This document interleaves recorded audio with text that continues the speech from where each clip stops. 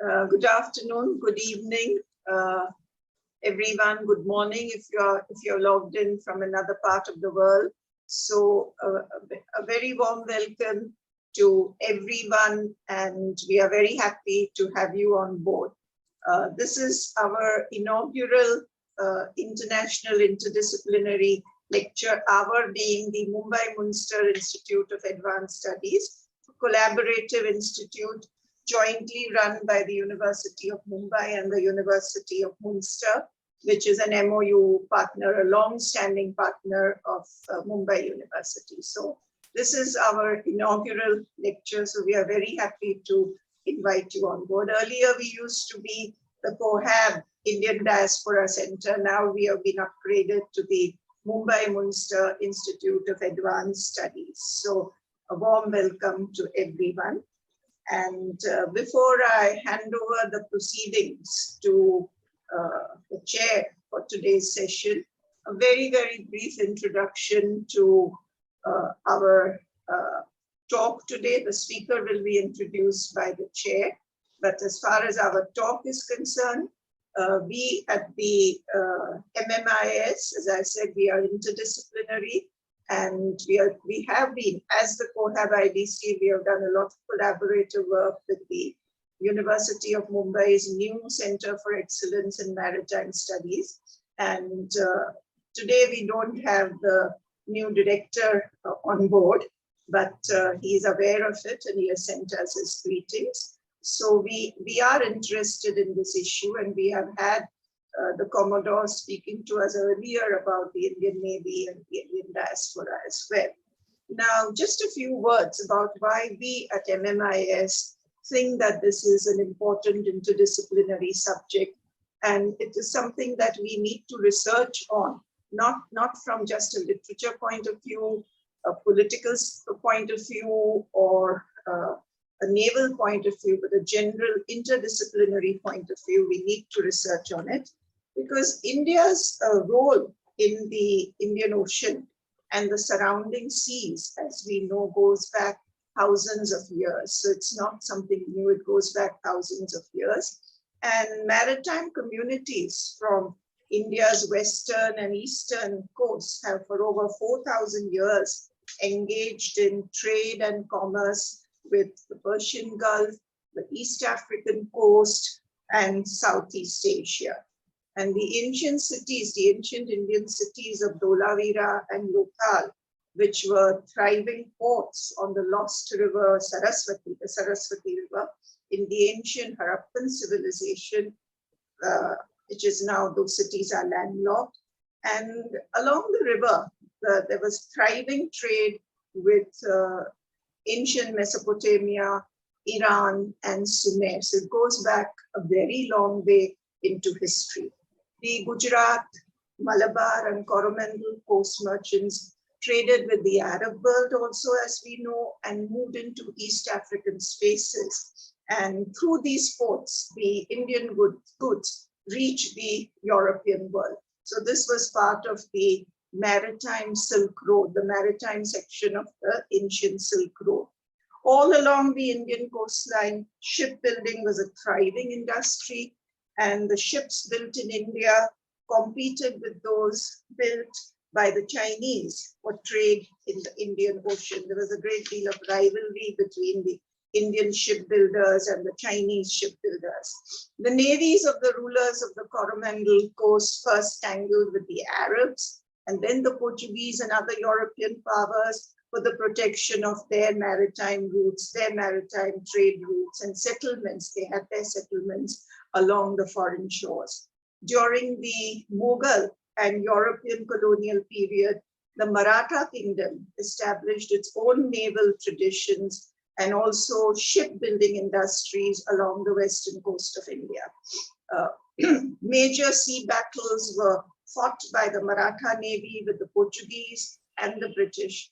However, unlike the earlier navies of the rulers of the Coromandel and the South Indian coastal kingdoms, these navies, the Maratha navies, were not deep sea navies, but coastal navies. So there's a very old and ancient tradition of seafaring, maritime trade, naval warfare and conquest, and also diplomacy, exchange of culture, and spread of religions from the Indian subcontinent throughout the Indian Ocean spaces and beyond the Indian Ocean spaces.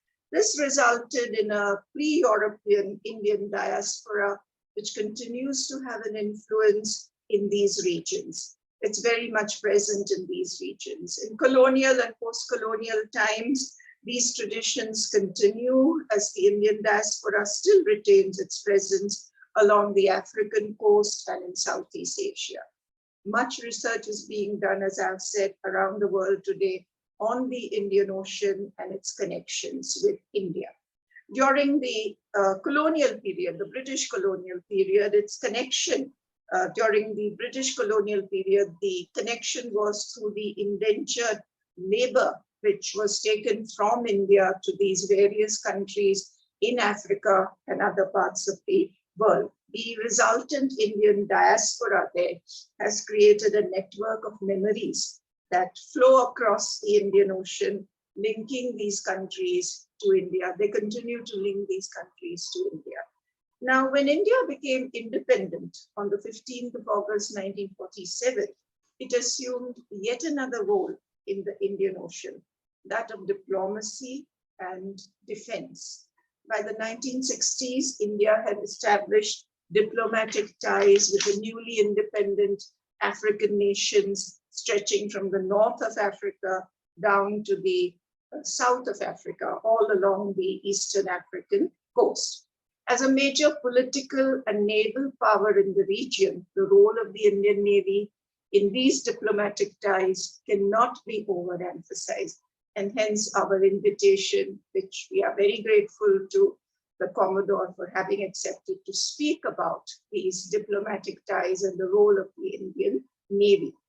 Thanks to India's diplomatic efforts and its continuing non-aligned position, which has come to the fore again very, very strongly in the Russian-Ukrainian conflict, which is raging in Europe.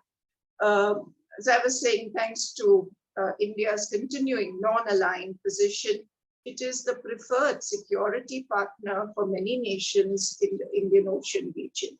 India's geostrategic significance in the Indian Ocean region and its struggle to maintain international relations. It's difficult to maintain international relations in a situation where there are competing naval powers at work, poses unique challenges, diplomatic challenges here. The Indian government has undertaken at least two major, or is part of two major maritime diplomatic initiatives. One is SAGAR, which is the acronym for the security and growth of all in the region, first announced in 2015. And then there is the Quad, the quadrilateral, the Indo-Pacific quadrilateral. I'm sure the Commodore will be speaking about these issues, so I will not take up your time. All I will say is that we are extremely fortunate, again say that we are extremely fortunate to have as our first MIAS speaker, Commodore Dr. Srikant Kesnur, to give him his full title, whose 36 years of distinguished service in the Indian Navy includes specific aspects of maritime and defense diplomacy. His interest in the subject of maritime and defense diplomacy led him ultimately to acquire a PhD in this area from the University of Mumbai's Center for African Studies. Hence, we do remember that he is Commodore Dr. Srikant Kesnur. The Commodore is actually an old friend and collaborator of the MIAS, as I've said earlier, and he has given us a talk earlier on India, the Indian Navy, and the Indian diaspora, and we are extremely grateful to him that he is here.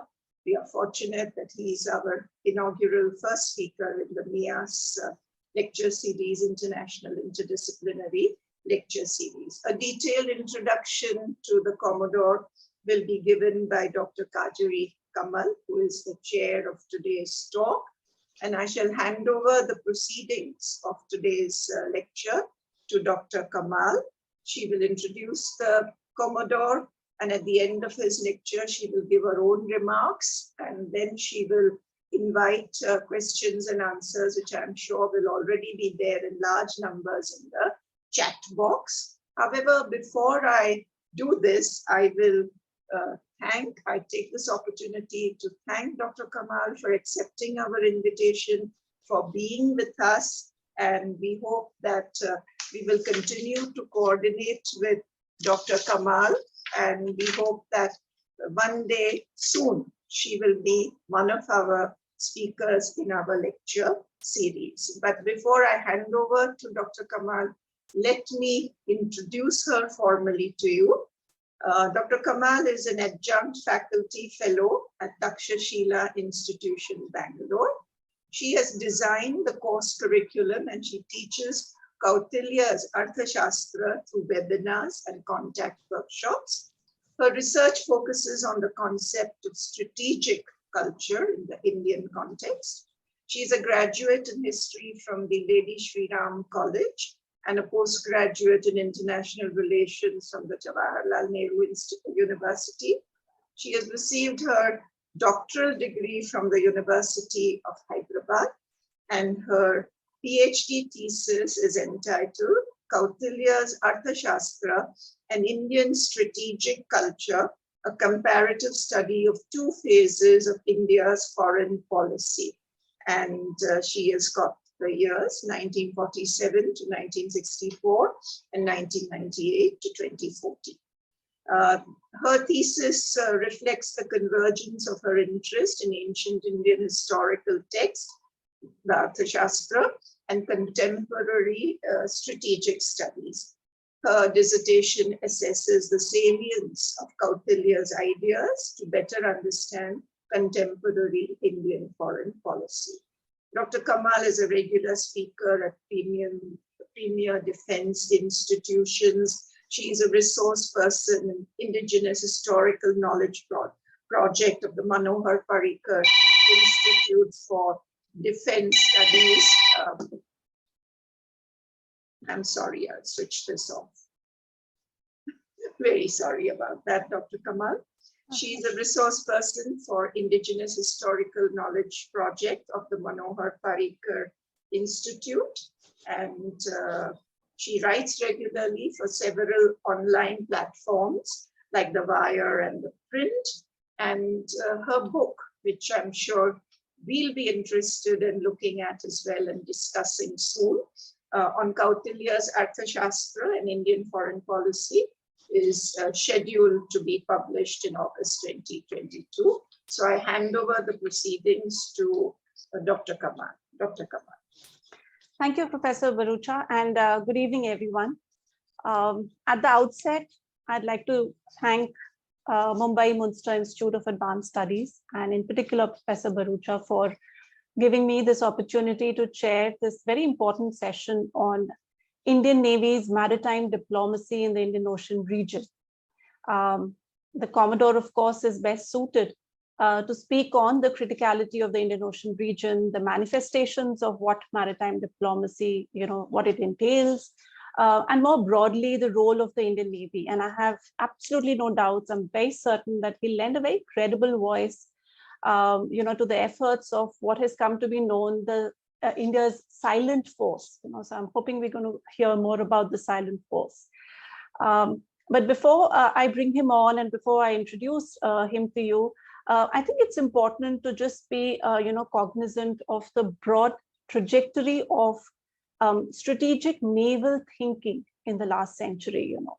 And if we can start with Alfred Mahan, traditionally, strategic naval thinking has had a military connotation.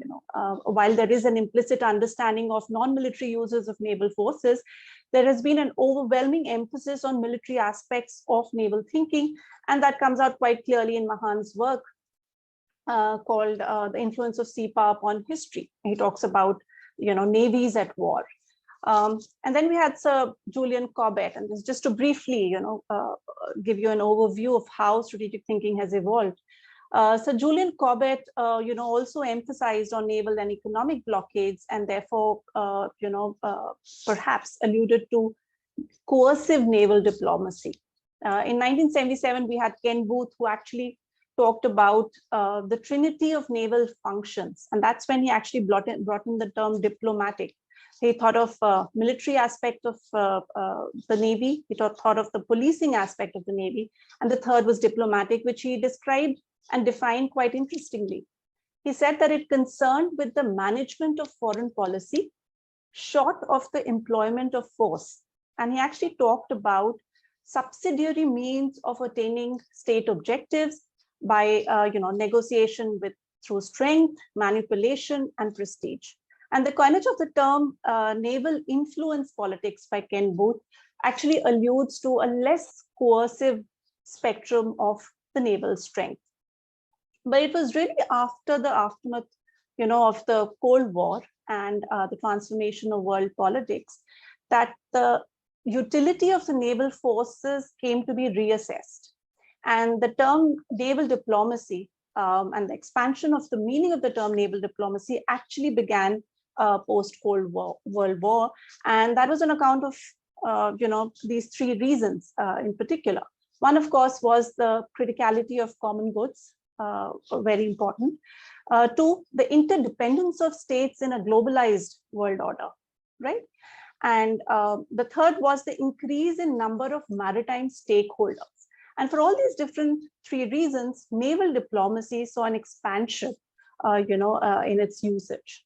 Concomitantly, while this was happening on the world stage, in India, post-economic liberalization in the 1990s, India saw a surge in national growth to the figures of 6 to 7% on an annual basis for the last 20 years. And it definitely needed to protect overseas trade.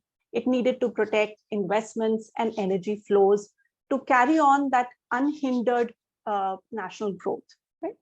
And that's where naval diplomacy really, the strategic value of naval diplomacy got shaped. And if you just hear the quotes of two prime ministers of very different time periods, you'll see the very nuanced shift in orientation of what the naval forces is meant to do to attain India's foreign policy objectives. We had the first Prime Minister of independent India, Jawaharlal Nehru, say that to be secure on land, we must be supreme at sea, which arguably, and I'll be happy to be corrected, has a largely security connotation of what the naval forces could achieve. Whereas we have Prime Minister Modi, who stated very recently that the blue chakra of the national flag to him actually was illustrative of the potential of the blue revolution. And the oceanic economy, which he thought was at the crux, was the essence of India's economic growth.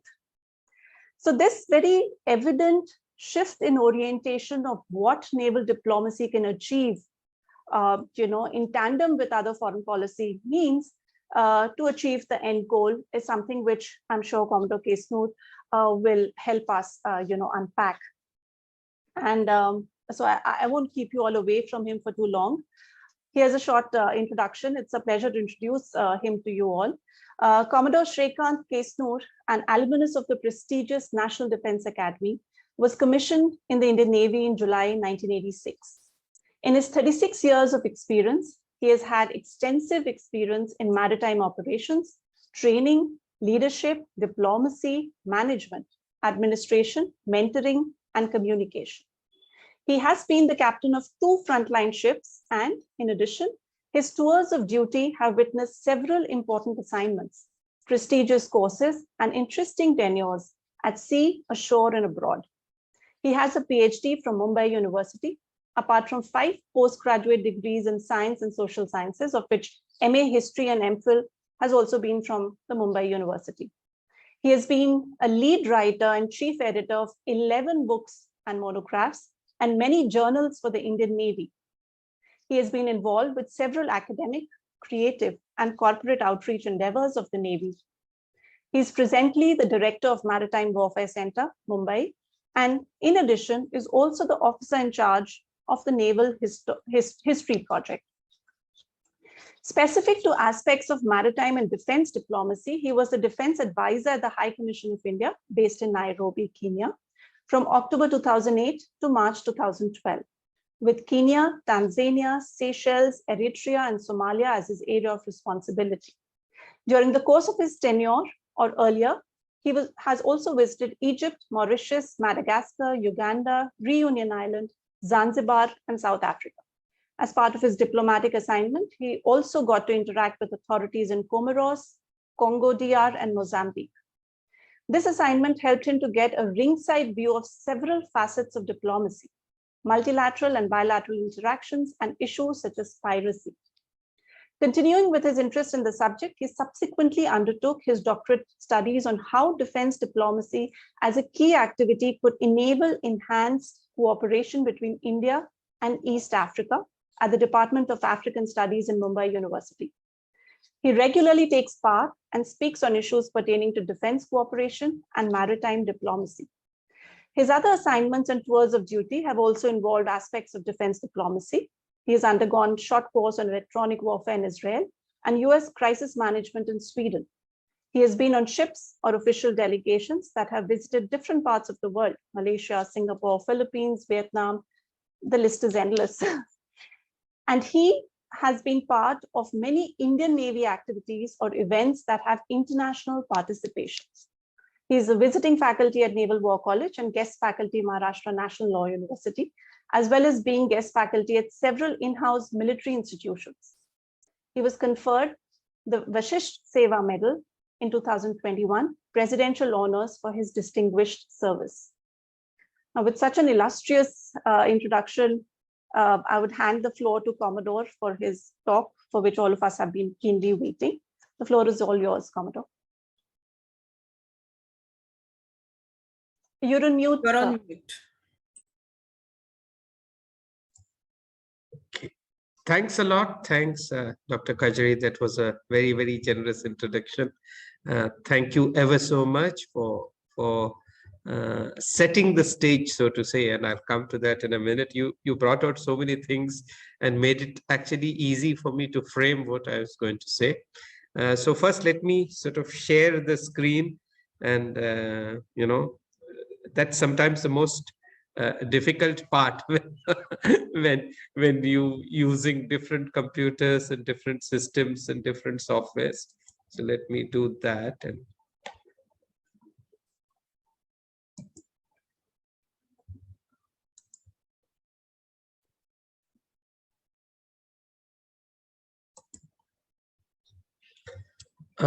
can you see the screen? Yes, we can. Okay, great. In full screen. Yeah.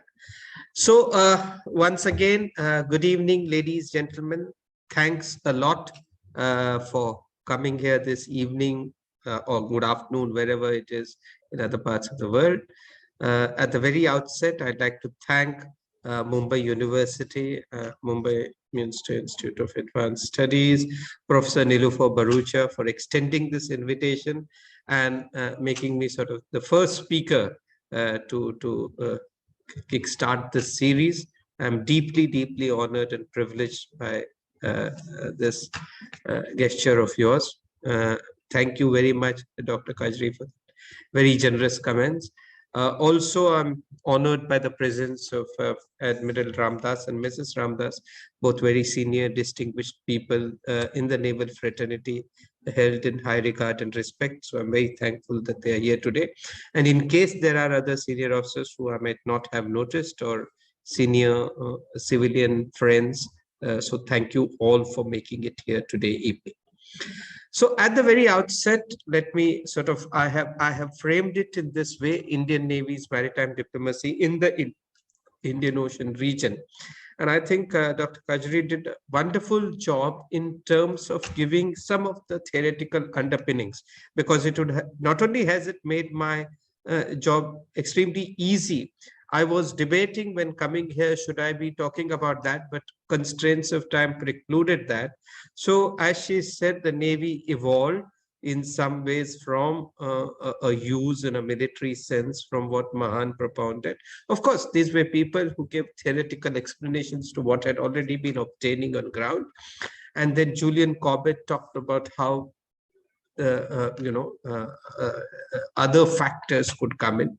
And then Ken Booth, of course, gave the academic explanation as to how navies could be utilized. And I'll be explaining some of that later as to what makes navies unique as far as maritime diplomacy is concerned, or diplomacy is concerned. But I just thought that I must thank. And many of the points, it's surprising. I don't think Dr. Kajri and I spoke, but actually she mentioned about how the word has changed since 1991. And what I did also is I said, for the audience, let me take, I mean, this is arbitrary. We can take 200 years ago, we can take 1947. But the reason I took events since the end of Cold War is actually because I thought that, the word order had been reordered in a sense, or perhaps the word order that we are familiar today is something that obtains from what happened in the early 90s, or it's simply because that began in some ways my journey in the Navy in the mid 80s. So it's kind of easy to relate to these contemporaneous events. But whatever it is, I thought that to frame our talk for today, we shall see some of the events that happened around the world. After the 90s, after the end of Cold War, initially it seemed a unipolar world. Now it's much more multipolar. We had all sorts of theories. End of history by Fukuyama. Then Huntington came with Clash of Civilizations, and they'll be different. He's trying to sort of remold that theory again, but there are bigger experts in this audience to interpret that for us. There's been rise of China and India, certainly, but many other countries, and the shift of sort of global center of gravity from Europe or Atlantic to Asia and the Indo-Pacific region. We've also had terrorism, non-state actors. You had 9/11, 26/11. There've been economic ups and downs. 2008 saw the bubble burst. There've been political and social upheaval. We've become both a globalized world, and also there have been lots of localized issues that get sort of hyped up. Someone used a phrase called global. We've become global. Interestingly, climate change has come to the forefront. Non-governmental organizations, civil society organizations probably occupy much bigger mind space, greater say in international governance, so to say.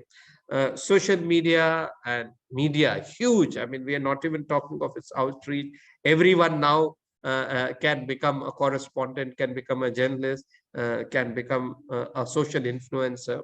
There have been rapid advances in science and technology. And amidst all this, as Armenia and Azerbaijan, as Russia and Ukraine prove, conventional challenges continue. They may be done in a different way, but conventional state-to-state wars or non-state actors against state, conventional military security challenges continue, even though the world has dramatically changed.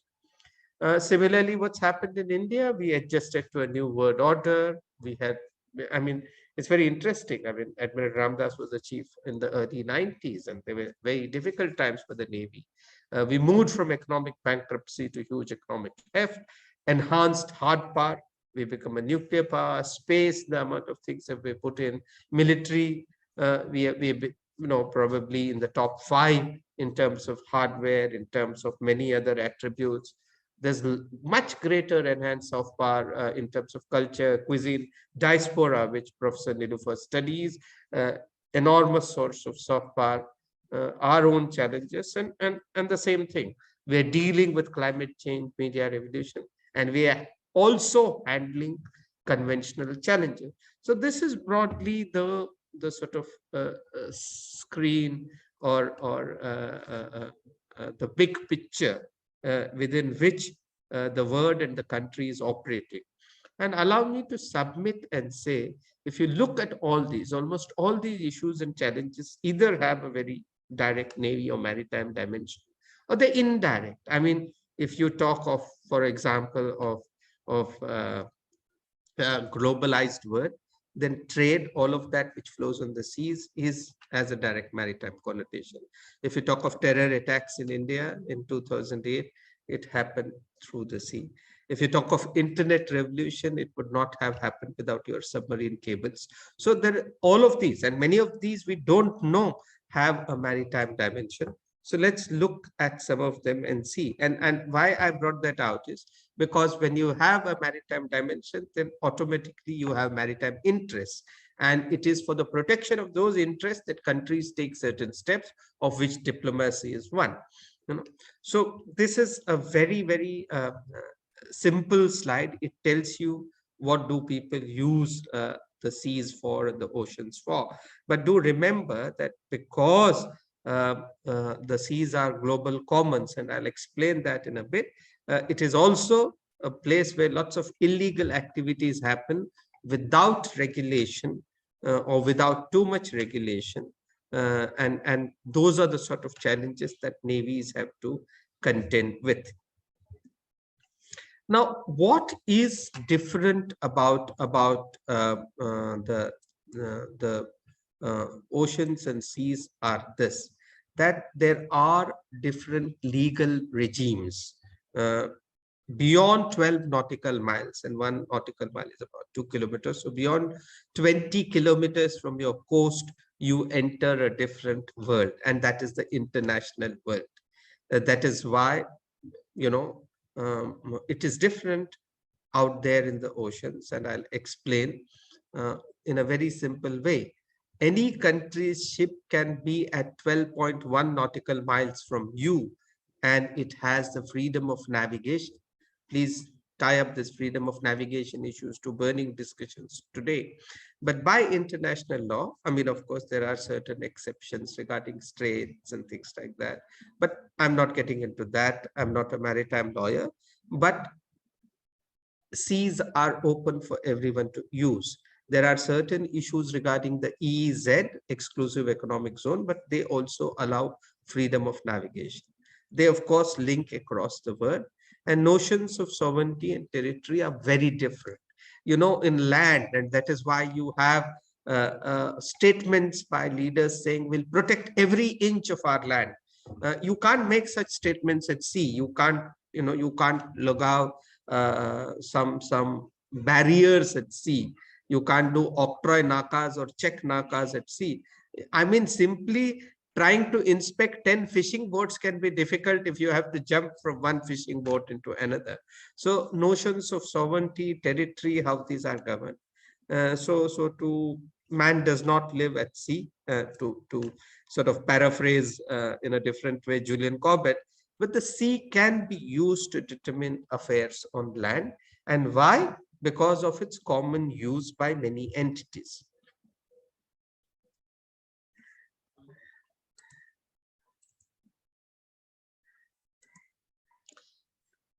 So, simple formula. I'm not going to talk too much about the seas, but you see this. This is a new map. You can see the Indian Ocean.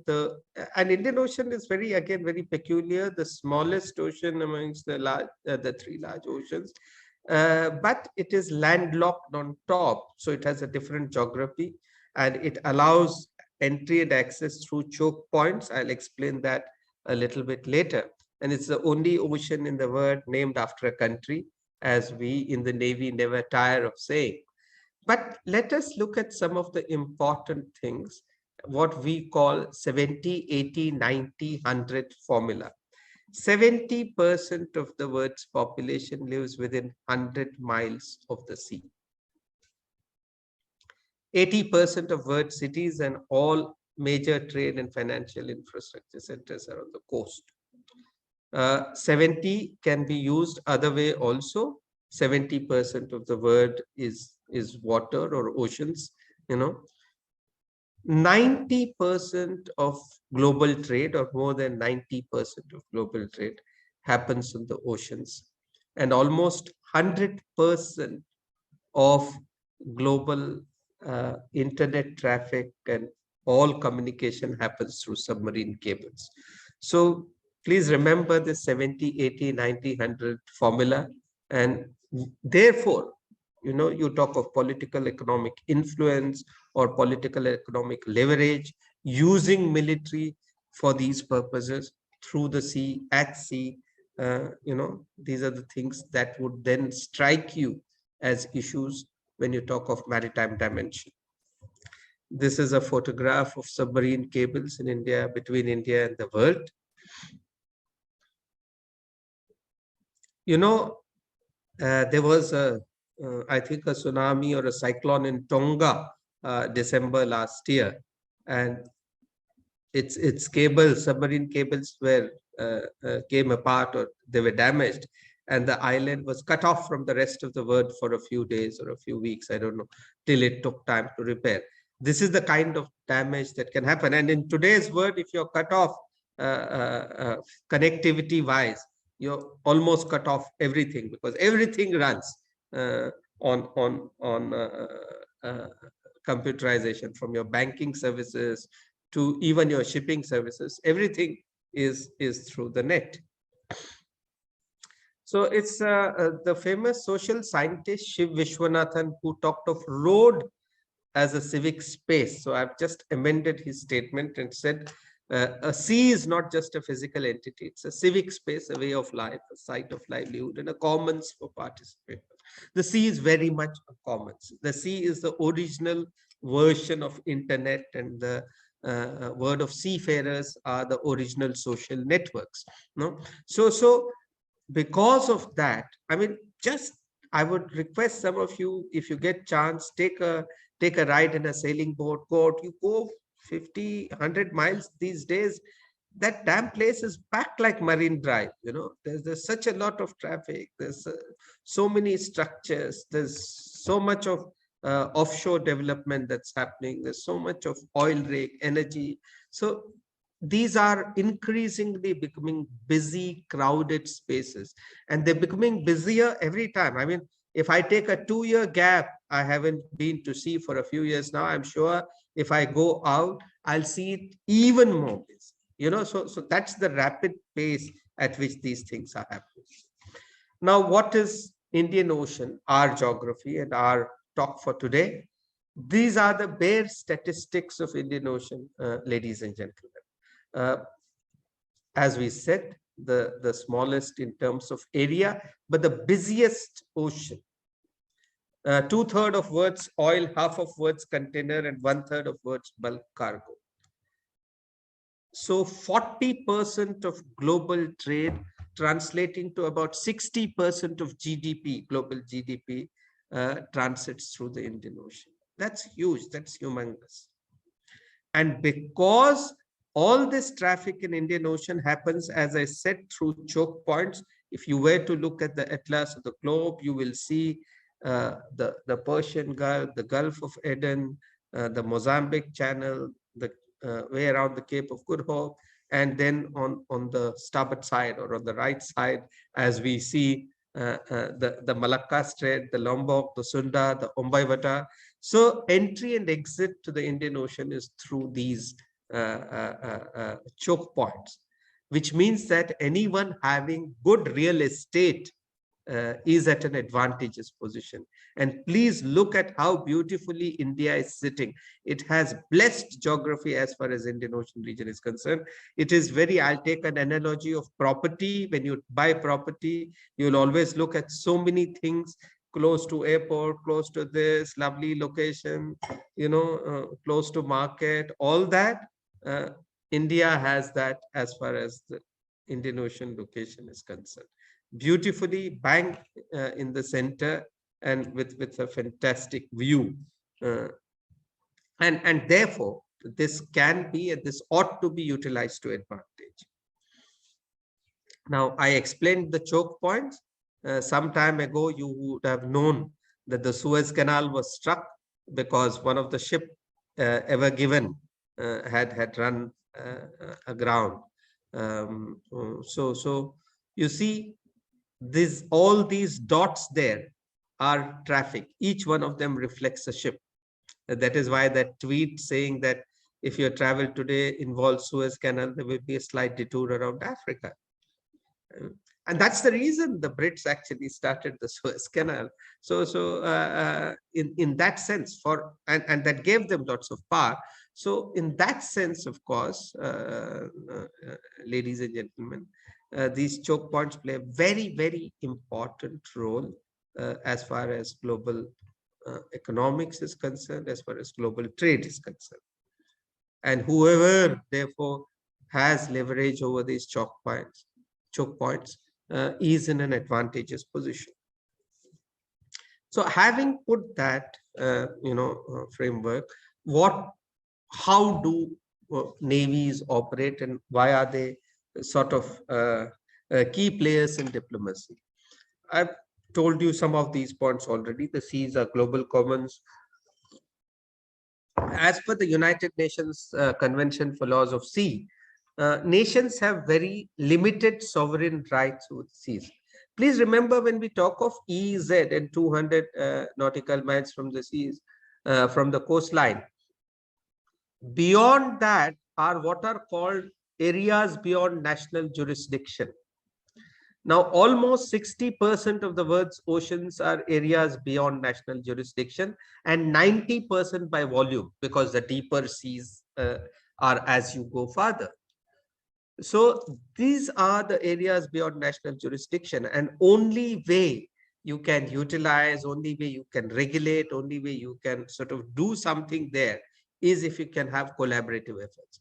So seas are naturally multilateral, but to be able to collaborate, you should bring in certain assets, you should have a certain say, you should be important in that region, you should have certain heft and certain traction, so to speak, to be able to do that. Merchant ships transport material regardless of nationalities. Our own, less than 15% of our own shipping is used for our trade. I mean, despite the fact that India's merchant fleet has increased in real numbers, because our volume of trade has grown so much, just about 13-14% of India's trade is brought on Indian bottoms, as we say.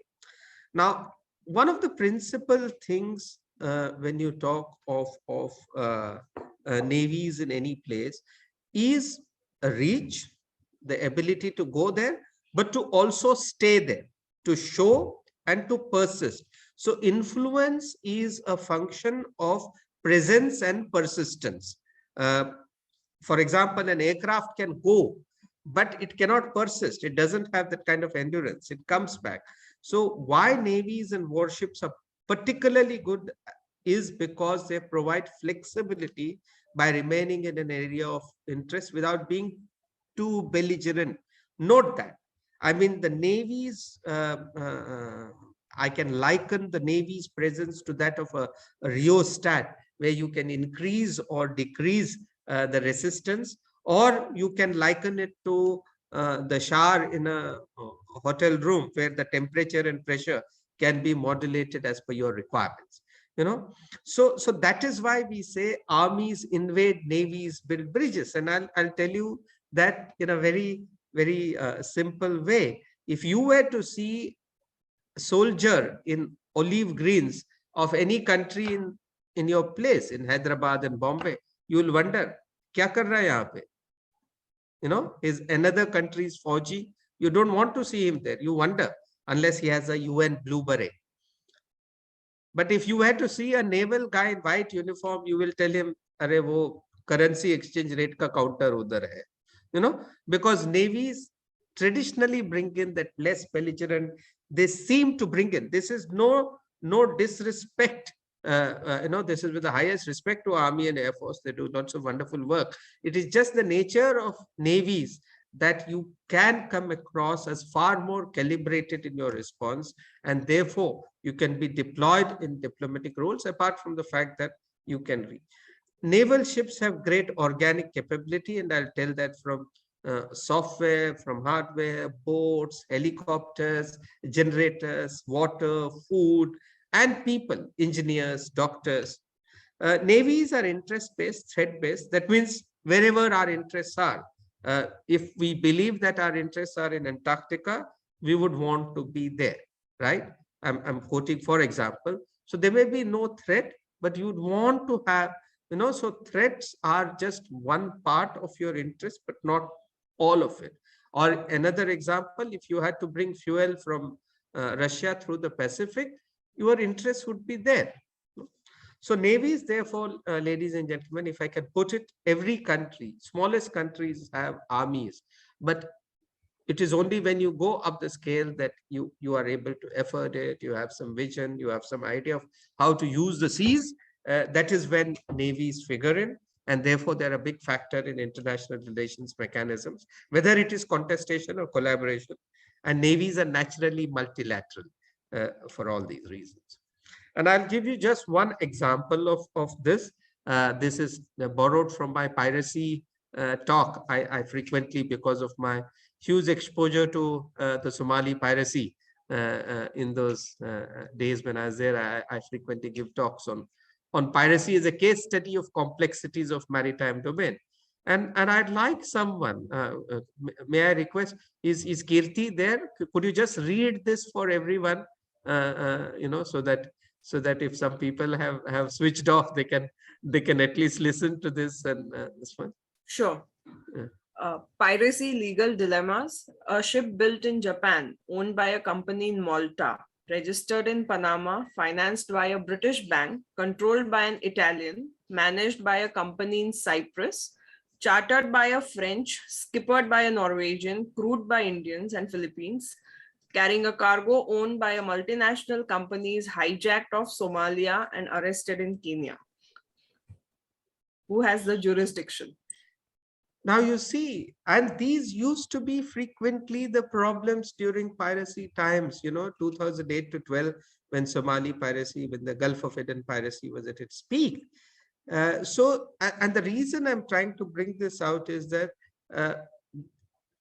these are constantly issues that happen at sea.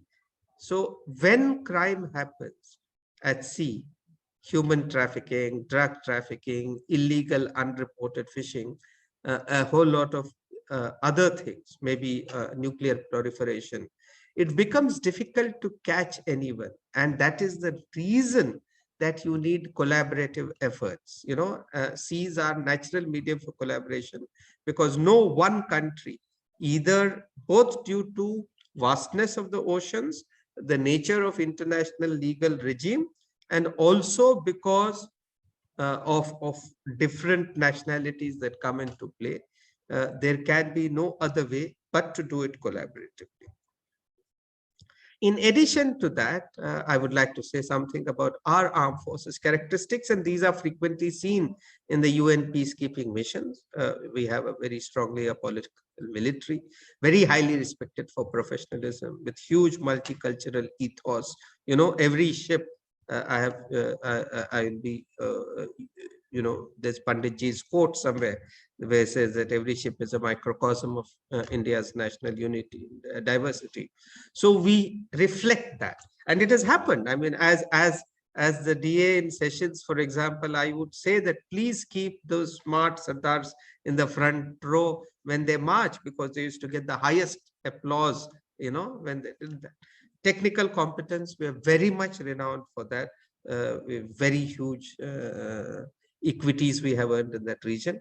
Other human factors, very austere. I mean, when you do the number crunching for the peacekeeping missions, you will find that our costs are much less than many other countries, particularly the Western European, because they, as the joke goes, they charge for every ice cream and every yogurt that is used in such missions. So there are different ways of looking at it, but by and large, our armed forces have fantastic reputation, and that includes the Navy too. Now, having said all these things, therefore, what is our maritime diplomacy? My part 2 of my talk. And I would like to argue that it has provided strength to India's international engagement initiatives. Whatever, whether it's been neighborhood first, huge amount of cooperation that Indian Navy is doing with Sri Lanka, Maldives, Bangladesh, Myanmar is Navy-led. Act East policy. I mean, how do you act East? How do you move from look East to act East? one of the ways you do is by deploying ships in that region, because they give a very palpable physical sort of connect, which would not be possible otherwise. West Indian Ocean region, East Africa, Horn of Africa, our attention there, largely piracy, other issues, again, the Navy has played a key role. India-US relations, it's possible to argue that it is the Malabar series that started in the early 90s that actually sort of has resulted in a huge upsurge in India-US relations in the last 3 decades. And I think that's actually worth a PhD study. I would like to argue that even during those slightly, down days after the nuclear test, when we were not talking to each other, it's the fact that friendships and engagements that started in Malabar that probably sustained, because they resulted in respect between these two nations and understanding. Quad more recently. Indian Navy has itself been the pioneer of several multilateral forums, the Indian Ocean Naval Symposium, the Milan, GMC, I talk about them. So essentially, the Indian Navy is seen, as Professor Bharucha rightly brought out, as a preferred security partner, and we've been the first responder to several crises in the Indian Ocean regions, particularly of humanitarian assistance and disaster relief. And therefore, the Navy makes a good case that of having done a lot in the field of maritime diplomacy. Now, it is not my case at all that this maritime diplomacy has suddenly descended as a big, bright idea in the last 2 or 3 decades. Not at all. In fact, as has been brought out, and let's face it, the British in pursuit of their power also did lots of maritime diplomacy, and so did other big powers. So this is not something that India has thought of in the last 3 decades. As you can see, this is on board INS Delhi in June 1948, a very memorable photograph because it has 3 prime ministers and Admiral Adhar Kumar Chatterjee, then the commander of INS Delhi, who became subsequently the chief of Navy in the late 60s. And this is, I mean, Panditji didn't make this statement that time. He made it later, I think, on board the Mysore, a decade later. But I've sort of put all that together. And if you talk of what Dr. Kajri said, to be secure on land must be supreme at sea, I think Panditji realized both the things, that there had to be a military aspect and there was a diplomacy. This is when he sailed to Indonesia from Kochi. He was there for 6 days. He hosted President Sukarno on board the ship to a banquet, and then got down and thereafter, the ship returned. So it has been there, right? The old INS Delhi and the old Mysore traversed all over the world, and they were seen as big ambassadors of India because, they were a source of pride, not just to our diaspora, but to many countries in Asia and Africa, because in a post-colonial world, for a country which had just recently become free, to have this sort of navy, this sort of ships was big.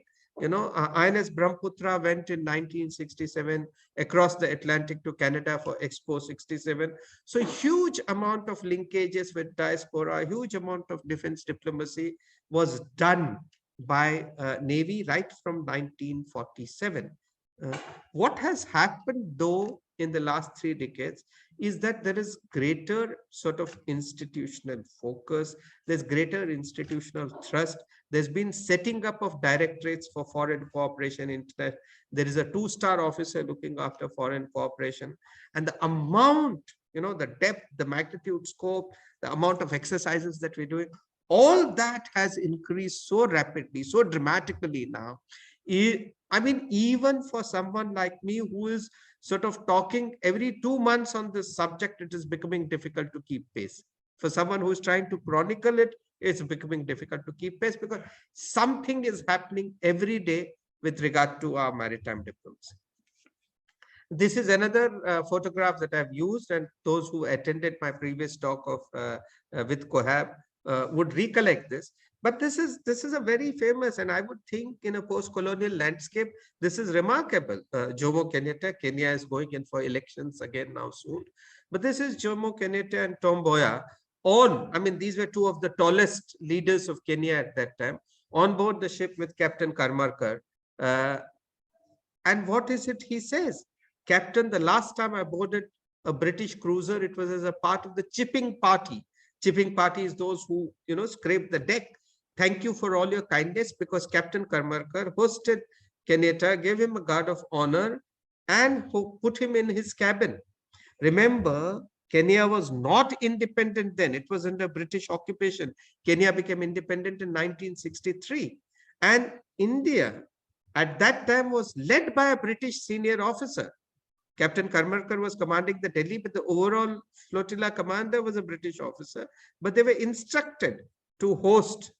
So this was a very interesting post-colonial landscape. And my point is to say that the Indian Navy has been perhaps aware, perhaps inadvertently, but always been doing diplomacy, or has been a part of diplomatic initiatives right since its inception.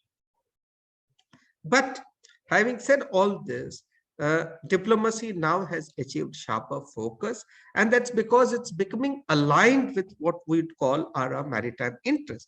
And what are our maritime interests? Lots of these things happening at seas, right? Some of them I have already explained. If 90% of trade, global trade, happens on the seas, then it means similarly for our trade too. If less than 15% of ships that carry our trade are Indian, that means 85% are foreign. So our maritime interest is in ensuring that they are safe, that seas are safe.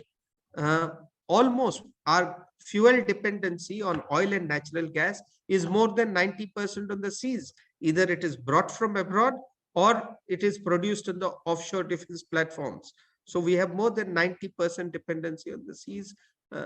Then there is the diaspora, and I'm using this in a very loose way, a loose phrase. And all those, who have of Indian origin, all those who've gone in recent times, remittances from them, the need to make them feel that we have your back, as Dr. Jaishankar says, that we are there in case there is a crisis. That is the message that has to be sent out. So all these factors can constitute our maritime interests. And I'll show you what the Indian maritime strategy of 2015, I had a small role to play in the making of that strategy. But what it says, it simply covered what the IN had been doing for some years. And it says all of this is to promote security and stability at sea. So our diplomatic efforts are a part of our broader strategy for ensuring that we have maritime security, stability, and we do this by enhancing cooperation with friendly nations, with our partners. So some of these have been put in here. I'll explain each of these in a bit. And look at that. Can you imagine where is India Bay? India Bay is nowhere off the Indian coast. It's in Antarctica. Now, this is Indian hydrographers were involved in some of these exercises, or whatever. We have scientific exploration stations in Antarctica. So wherever India's interests lie, and it has to be reached through the sea, then India's maritime interests come in. It's as simple as that. Now, what has been the pillars of our, I have explained the broader strategic framework, which is defending our maritime interests. And, it is articulated by many visions, more recently Sagar. And I think Sagar is wonderful because it strikes a chord, when you say security and growth, you are now actually saying that growth need not be, earlier it was a guns versus bread sort of thing. There was a or often that was posited by many people, but security and growth for all, that means no exclusive, no select group of nations, but everyone, and region, and it defines the region. So whether, and then of course, blue economy through the chakra. So there is a greater understanding that economic growth at seas or through seas would happen only if you have a secure environment there. So what have been the pillars of Indian Navy's foreign cooperation efforts? There are 4 C's: capacity building, capability enhancement, constructive engagement, and collaborative efforts. And each one of these has several components. In fact, ladies and gentlemen, each one of these is huge in its own way. So capacity building, frankly, is giving is hardware, lots of hardware support, easy to understand. But capability enhancement and all are more nuanced, and they involve huge amount of effort. It can be technical support, training, ease at patrols, and I'll try and explain each of these as we go along. In addition to these four are as preferred security partner. Humanitarian assistance and disaster relief, HADR, is at first responder. I mean, there you don't bother about whether any of these 4 C's are happening or not. There is a crisis, you go. So I have tried and sort of broken that down further, calling it the nuts and bolts of our diplomacy. And I'll again explain that further. But by and large, look at the wide scope of the activities. There's training, there is refits, there's exercises at sea, there's joint hydrography, the cultural links, there's search and rescue, information sharing, and several formal forums. So now let us further break it into granular detail. Look at the kind of hardware assistance that's been given to the countries by India. Sri Lanka, Mauritius, Maldives, Seychelles, Myanmar, Uganda, and discussions with others. Ships, small ships, waterjet FSCs, offshore petrol vessels. Don't really bother about the alphabet soup in case you don't understand, because these are technical terms. I wish I could have expanded each one of them, but that would have taken a lot of time and a lot of space. WJ FSCs, waterjet FSCs, OPVs, offshore petrol vessel, FICs, fast interceptor craft, so on and so forth. So you will see that we have given ships and aircraft and coastal radar stations to several countries in the region to help them with their maritime security. This is the coastal security radar in 2015. In fact, this was in Seychelles. It was during this visit in Mauritius that the Prime Minister announced the Sagar vision. I'm personally kind of very partial to this picture, because some of the background work for this was done when I was the DA in Seychelles, East Africa, with Seychelles also in my area of responsibility. So very happy when this bore fruit. What are the kind of technical assistance we're giving? Refits of FFC stands for friendly foreign countries. Refits of foreign country ships in the Indian Navy yards. Dry dock facilities. Technical training and workshop. And remember, ladies and gentlemen, these are all, these are big ticket thing. Technology is one area where several countries lack capacities, particularly defense technology and military technology. Spares are hard to come by. Repair, maintenance, it's one of the things that India has done very well, of course, over 70 years, is now, of course, we're building ships in India. But even when we brought things from abroad, we learned how to maintain them. It was difficult. There have been times, Admiral Ramdas has recollections of how a cigarette packet silver foil worked to make his gun operational in the 71 war. We have gone through those sort of adventures, but hopefully we have learned how to maintain our equipment much better than many other people in the world. And now we are sort of sharing those experiences with other countries. Technical training, workshop, exposure to training infrastructure, and lots of these ships and lots of these things, when you accept, there is huge amount of infrastructure in terms of inspection and acceptance. These are what are called quality control or best practices standards that we follow, which other countries do not have the capacities or infrastructure, even if they want to do it. And we help them there. Training, ladies and gentlemen, this is huge. Indian Navy, Indian Armed Forces training is hugely respected. And I saw it personally myself in the 3.5 years that I was there in East Africa. Almost all of them wanted many more training slots from India. And almost all their senior officers were those who had done some sort of course or other in India. We've got world-class training institutions, huge world-class ones.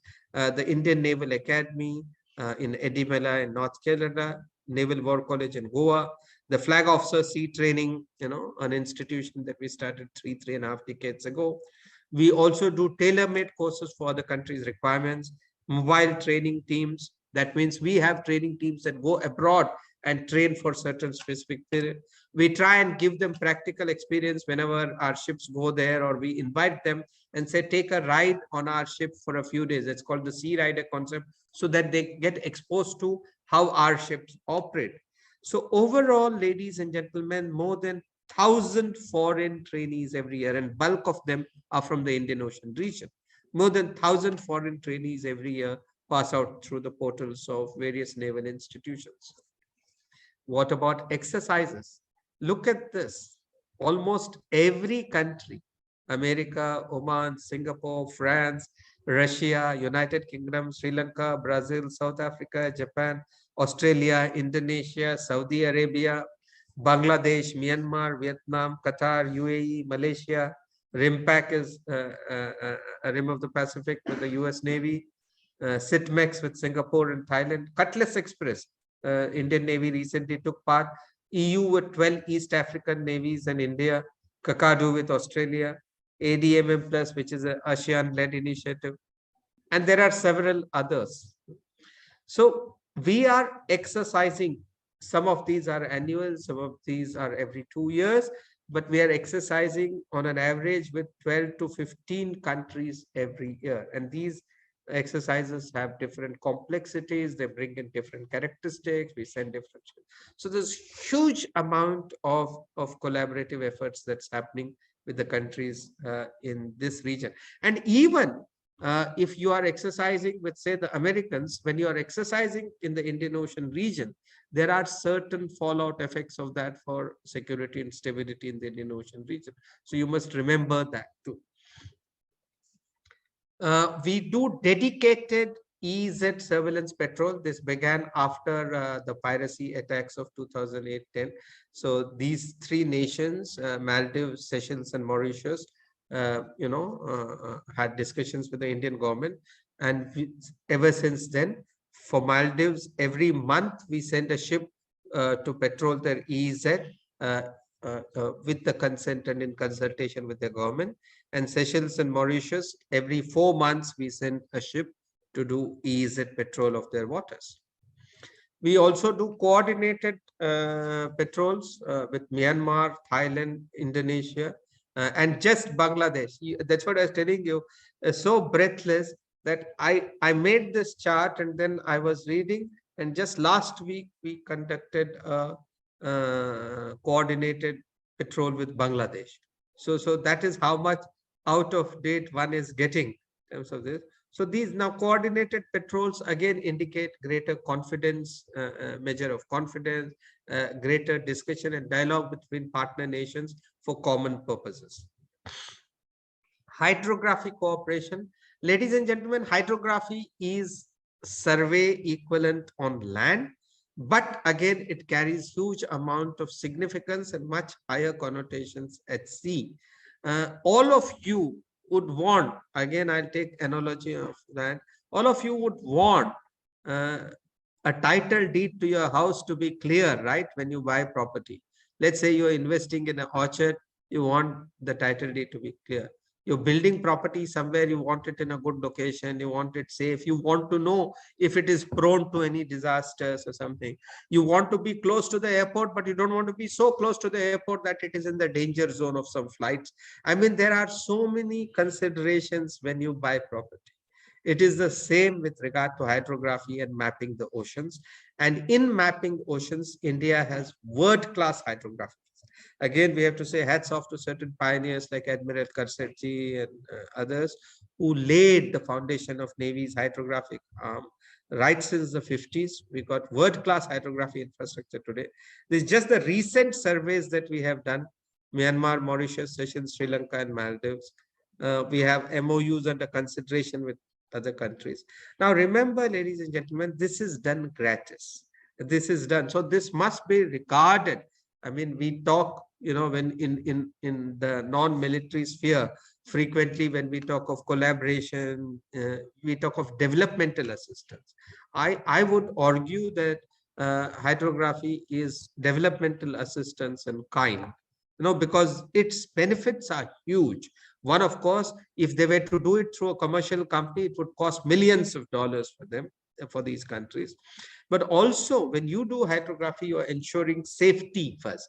Then you are enabling coastal and offshore, other developments there by mapping, giving, and sharing this data. You are enabling science and research development.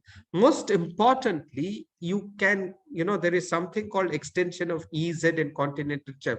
You can actually extend your sea property, so to say. And imagine how important it is for countries like Mauritius and Seychelles, which have very limited land area to the tune of a few 100 square kilometers, but who have EZ to the tunes of millions of square kilometers. So every bit of addition, and they depend a great deal on fishing and tourism. They depend on their resources at sea. So timely mapping of their waters and their islands is very, very important. More than that, we have trained, and this 700 foreign trainees is again a figure that goes back 3.5 years, is probably 800 or more now. But we've also trained people in the National Institute of Hydrography in Goa, another world-class institution. So even where we are not doing surveys or we're not directly involved, by training the future hydrographers of those countries, we are not only sort of exchanging best practices, but we're enabling a class of pioneers in that country to. So like when I was in Kenya, they didn't have a hydrography branch, but they had several officers who were trained in hydrography in India, who would advise them on hydrography issues. So these are very important developments in hydrography. Look at this maritime assistance and support in hydrography over the last few years that we have given. Now, recently, there's been a huge big ticket development as far as information exchange goes.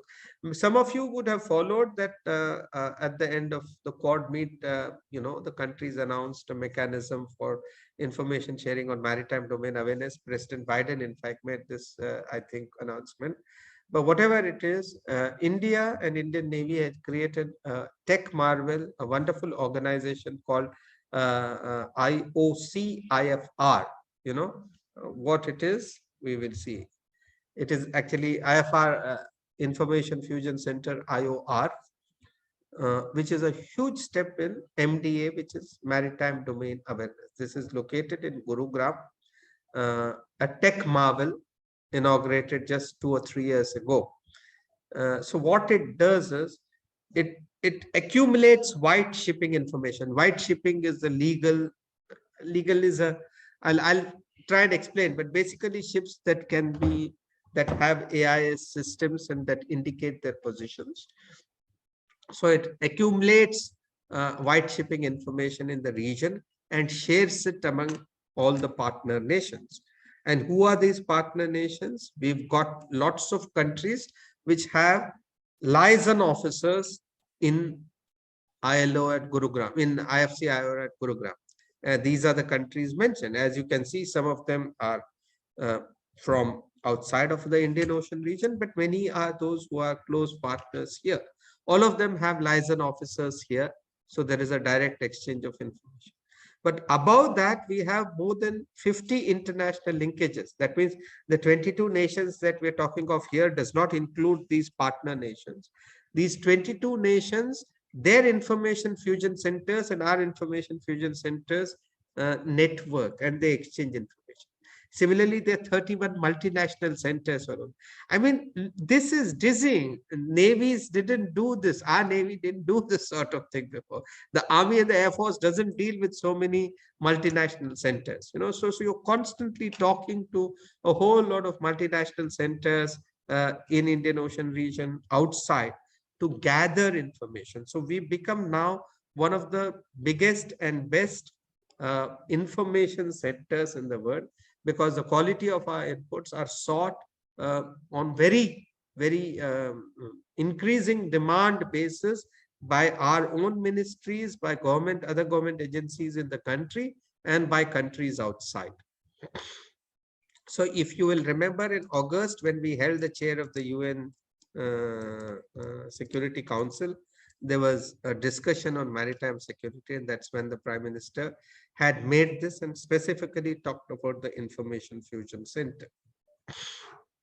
Now we have some Indian Navy pioneered initiatives like the IONS, Indian Ocean Naval Symposium, started by us in 2008 as a grouping of Indian Ocean navies. It has 25 members and 8 observers. It has grown in terms of, again, the canvas, in terms of what can be exchanged. Every 2 years there's a meeting. It is consensus based. It has 3 working groups on I think maritime security, on HADR, and I think interoperability. So this is something that we began in 2008, and it has acquired salience and traction of its own. We host periodically huge big ticket events.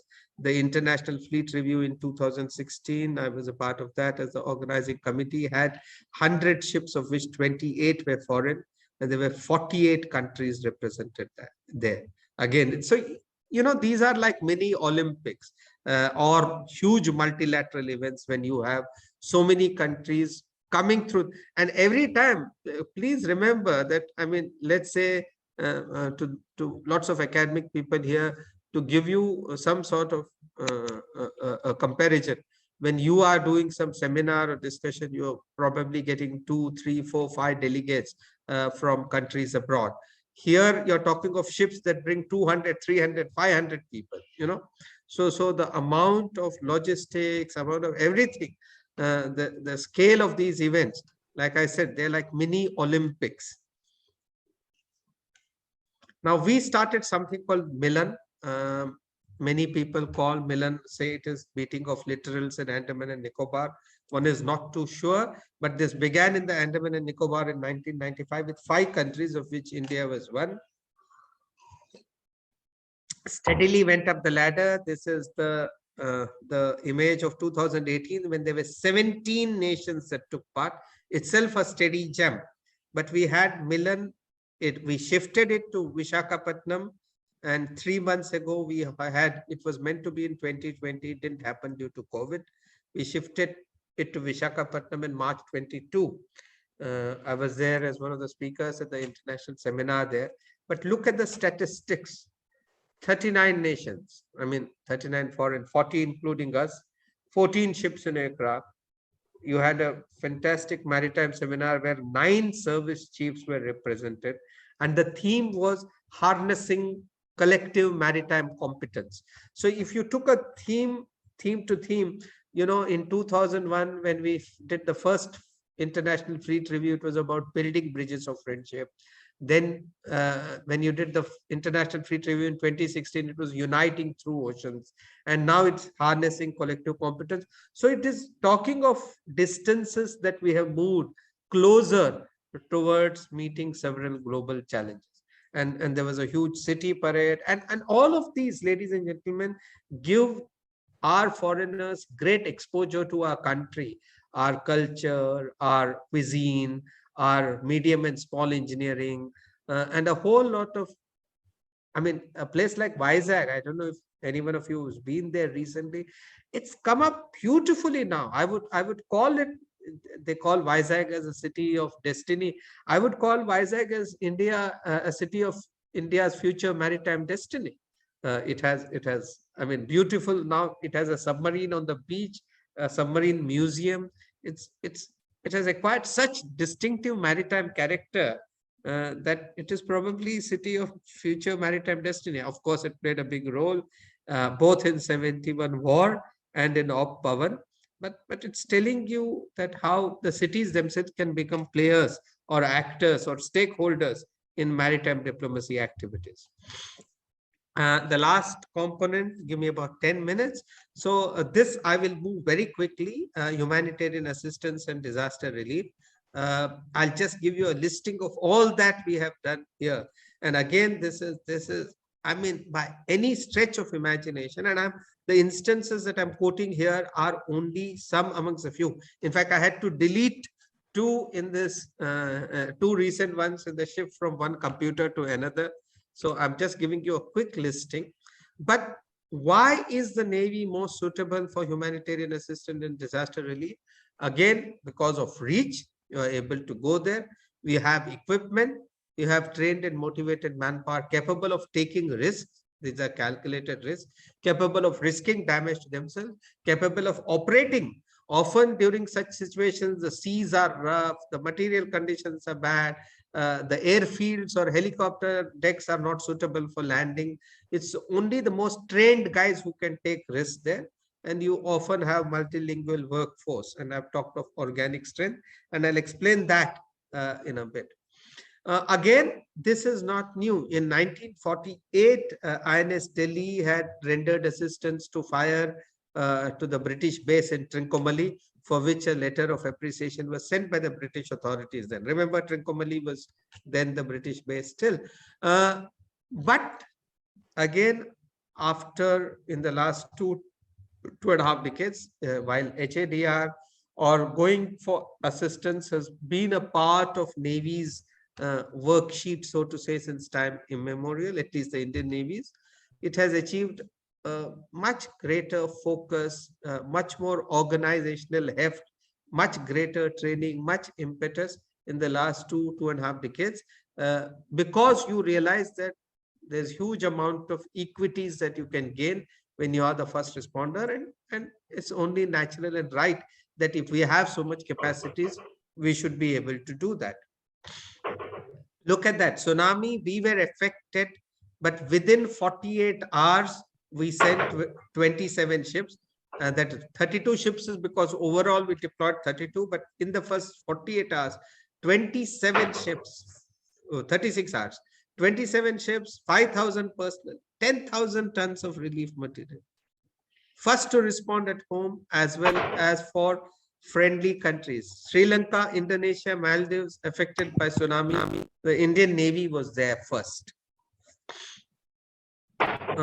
Op-Sukun deployment for evacuation of Indians and foreigners from Lebanon in the war-torn zone in 2006.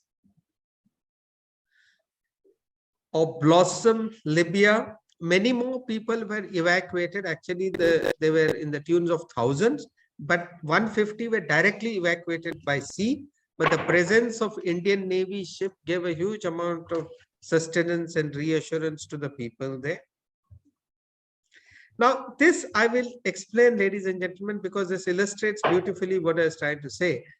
In 2014, Maldives had a crisis of water. Their water making plant went duff, you know.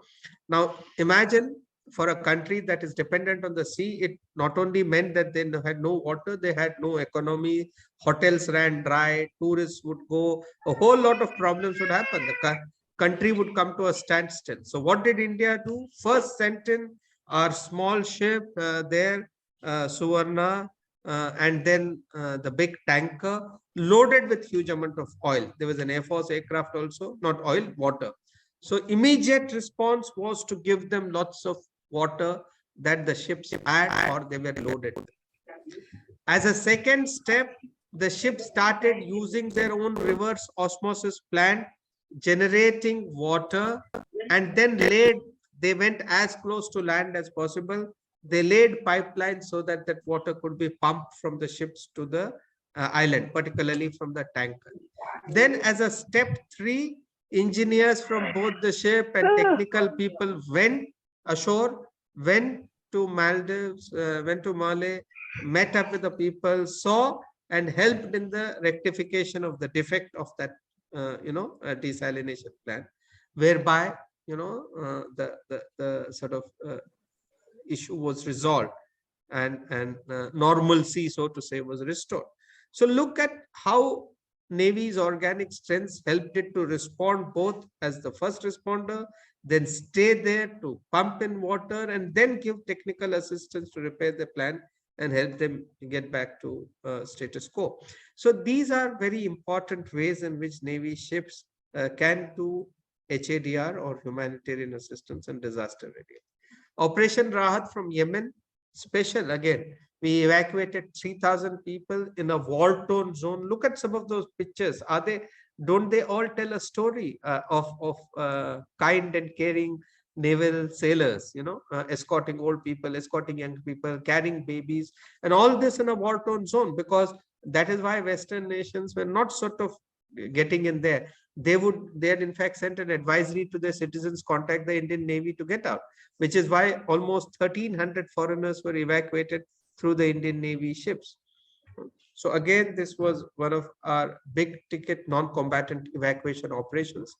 I'm just showing you a few others, recent floods in Sri Lanka, for which ships were deployed. And every time it is food, medical, diving, special assistance. Cyclone Mora in Bangladesh.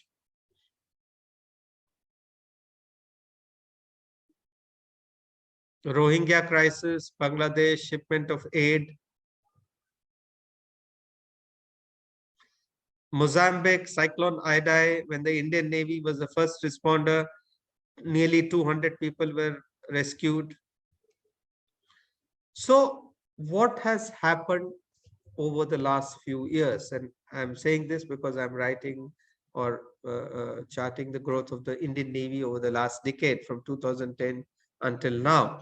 So one can see intensified engagement with foreign countries as part of maritime diplomacy and as a natural sort of outcome of the Sagar vision articulated.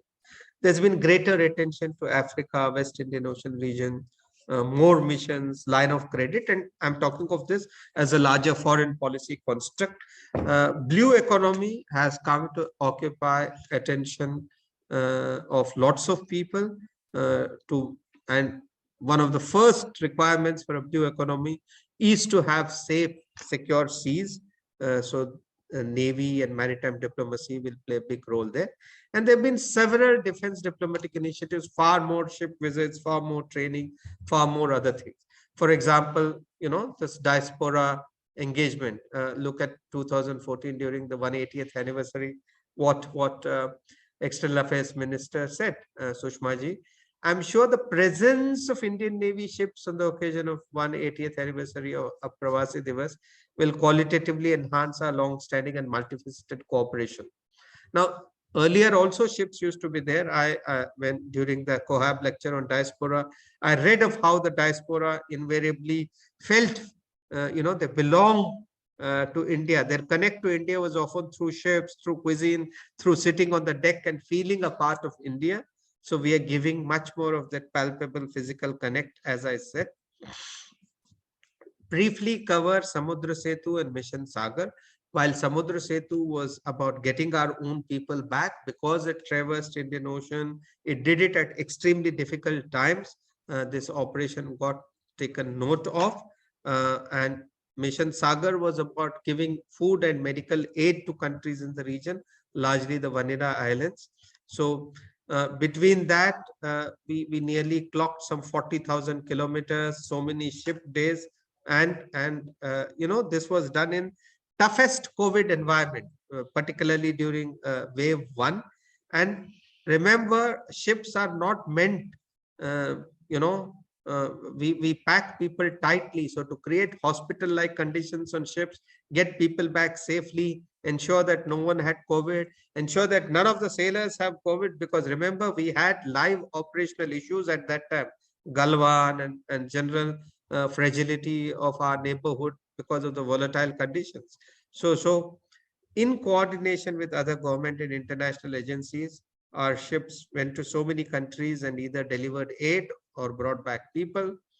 These are some pictures of, then subsequently our ships went to deliver other food aid, including even escorting World Food Program convoys from Kenya to Somalia, and so on. And WFP, as you're aware, won the Nobel Peace Prize last year. So we've been a very tiny part of that effort. Look at what our ambassador in Madagascar says, worship the fastest way for aid to be delivered. But even more interesting is what the foreign minister of Madagascar says. Very happy to visit INS Shardul and meet its crew. Grateful to the government and people of India for their generous donation. So there is a sort of link he's making between Shardul representing the government and crew representing the people. And this is frequently how it is as far as Indian Navy ships and the crew was concerned.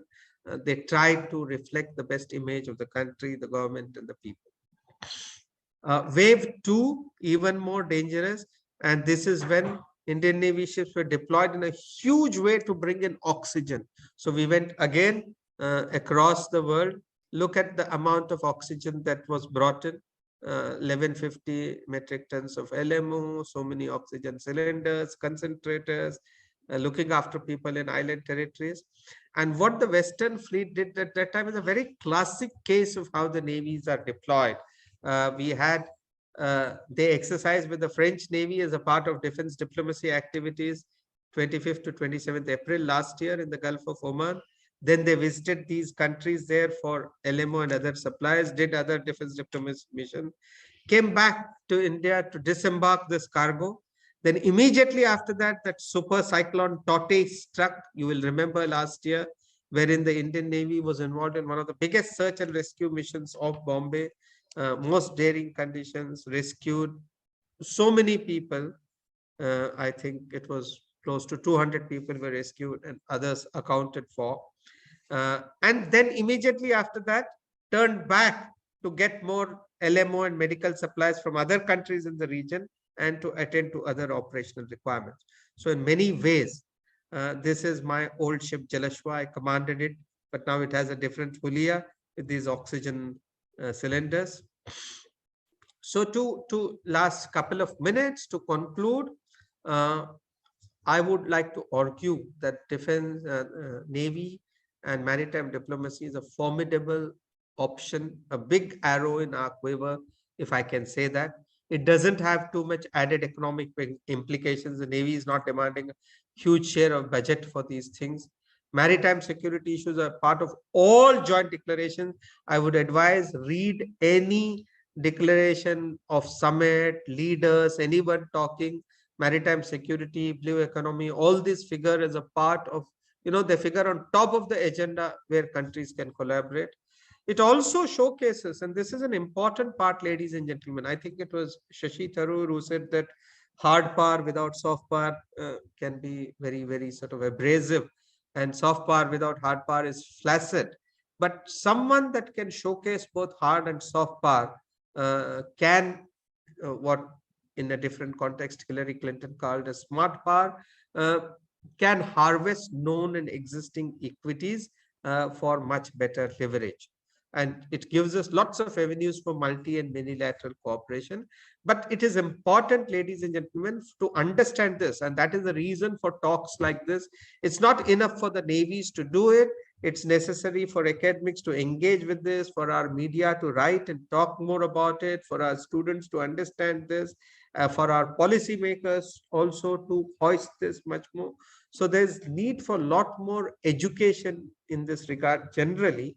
And I'm glad that initiatives like this hopefully will help us move forward there. This is just what happened 25th May 22. That's day before yesterday, right? The fair sheet of INS Satlaj's survey of Maldives being presented to Maria Didi. Maria Didi, as many of you know, is the defense minister of Maldives. So I would like to argue, ladies and gentlemen, that the Indian Navy's maritime diplomacy combines a penetrating gaze and a benevolent eye, or as I have written elsewhere, it might seem a little cheesy and little trite, but I would argue that our Navy is a Navy that dares and a Navy that cares. So I always end with this slide. It's been repeated, and some who have been attending my talks regularly, for them it's ad infinitum. but I find this remarkable in illustrating the multidimensional character of Navy. This is Admiral Lamba on the 28th of July 2017 presenting the chart of Port of Tanga to the Prime Minister of Tanzania. Tanga was a port that came to prominence in World War I. Remember that time Tanzania or Tanganyika was with the Germans. The Britishers wanted that port, so they launched an amphibious campaign with Royal Navy ships, but Indian Army soldiers were involved in that. It was a major disaster. Tanga was a disaster, and it's not even talked of like Ypres or Gallipoli or Flanders. It's just gone into obscurity. But I think 300 or 400 people died, more than 1,000 casualties were there. And it's a campaign largely forgotten. Mostly the British leadership badly muffed it up, but that's a different story. That's a campaign of World War I. So more than 100 years later, when India presents a chart of this port, now independent Tanzania, survey done by an Indian Navy ship built in India, we are showcasing Indian technology, we are showcasing Indian scientific prowess, particularly in hydrography. We are showcasing a new collaborative vision. Both of us are no longer pawns of the colonials. And Admiral Lamba doing that on 28th July, the day that the First World War started 103 years ago in Europe, hopefully put a nice historical twist and a historical touch and a closure to the disaster that was the Battle of Tanga. So I believe this is a very, very significant, symbolically significant gesture and substantively significant gesture. So I always end with that. Thank you, ladies and gentlemen, for very patient hearing. Sorry if I've overshot my time, but I seek your indulgence there. Thank you so much. Thank you, Commodore Kesnur, for that very, very comprehensive and in-depth, insight into the world of the seas. I'm glad you've lent some voice to the silent force. We need to have more such voices, speak up on such platforms so that, the laypersons are, in touch with the doings of the Indian Navy. I think what struck me the most, and I think you said that at the start of your presentation, you've ended on that note, is the nuance with which the Indian Navy has to conduct itself. I mean, it's commendable. The fact that the quote unquote influence is a function of both presence and persistence, and yet you cannot be very belligerent. I think it's a very tightrope walk that the Indian Navy has to do. And there's a lot at stake. And the way it conducts itself is really, really commendable. I think the kind of training that goes into training officers, on ships and representing India must be very, very intense and, comprehensive.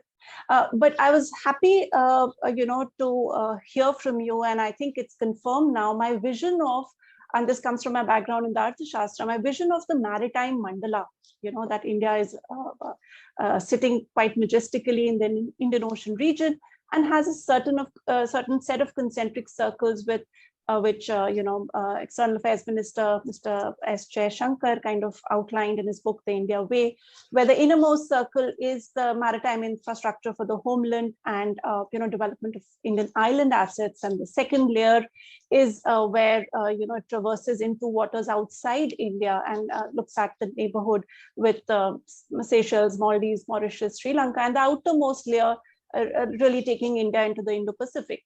And how India navigates itself through these three concentric layers in the maritime realm holds key to its foreign policy objectives. I mean, there is a definite overlap between this maritime mandala and the continental mandala that we are all almost aware of. And the dynamics. So the fact that you mentioned that sovereignty of land and sovereignty in the sea has a different connotation. And therefore, the dynamics of the maritime mandala is quite different from the dynamics of the continental mandala, for the simple reason that here global commons, here interdependence of trade, there is a mutuality of interest, there is an innate multilateralism to the way things are carried out in the maritime mandala.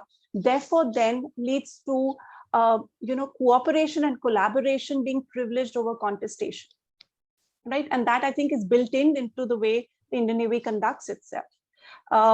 And flowing from this is my question to you, and I'll just ask one. I had a set of 3, but I know there are about 4 or 5 sitting in the chat box for you. Is this question that when there is a very different, sort of game going on in the maritime mandala, I would think there's a greater scope for a positive sum game rather than a negative sum or a zero sum in the continental mandala. Do you think this innately helps the purpose of naval diplomacy or maritime diplomacy? The fact that you are interacting with nation states that see some, some gains by mutually cooperating, does it help you, get the right, results of maritime diplomacy? So, it's a very relevant question, and one of the big problems about diplomacy is that it's not a mathematical equation. There is no way that you can evaluate sort of outcomes and measure. And often when you get into diplomacy, you are not necessarily assured of the results. As it used to be said, and you are aware as an IR student, that sometimes if you can't make a friend of someone, your effort should be at least to make him less hostile to you or less antagonistic to you. So I guess that these are sort of what might say continuing and continuous efforts, and they must be that way. And the Navy therefore provides you a wonderful instrument to the country to do it. Specifically, I would say yes, in lots of ways, big and small, in terms, and again, I don't want to get too much into the realm of policy making, but simply training, the amount of requests, amount of things for more. And I'm sure when you train people more in your country over a long-term period, you will be able to get people to think, in some ways that seeks to talk of a certain common global good, that talks of a certain collaborative network. And we have seen that. I mean, the Kenyan Navy chief during my time there, he was the last guy who had done staff college and in India at that point of time. And he says, it's my dying desire that I should get more vacancies in a staff college. Not mainly because of the quality of training. He remembered with fondness the way people interacted with him at that time, and how they go. So they take in a lot of these experiences. Unfortunately, and I must emphasize that these are my own individual views.